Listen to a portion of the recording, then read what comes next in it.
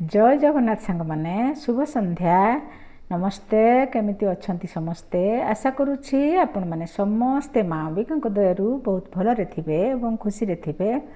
आज पुणी एक नूतन कविता माँ को आगमने किछि मो मनर कथा ताहले आसंतु मु पढ़ी सुनाउछि मोर से कविता। आसु अछि माँ धराकू बोली गहळ चहळ सबुठी खाली ताकू आवाहन करिबा पई भक्त जेतक अछंती चाहि तार पूजा पाई सबु छानिया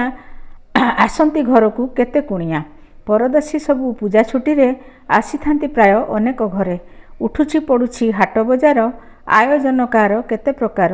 एसबु केवल धनीक पाई जानी भी बुझेना गरीब एही सबु परा सेई मार माया जहाकू जेमिति करिछि दया नारी जातीयटे मार रूप भूली जाउछंती तार स्वरूप खराप नजर पकांती ताकू भूली जाउछंती निज माँ को सेई दुष्टंकर संहार पाई दुर्गति नाशिनी दुर्गा से होई धरा परे करे अवतरण नेउअछि तार पादे शरण। लेखिका सुरभिराणी पुकुन रहिली नमस्कार।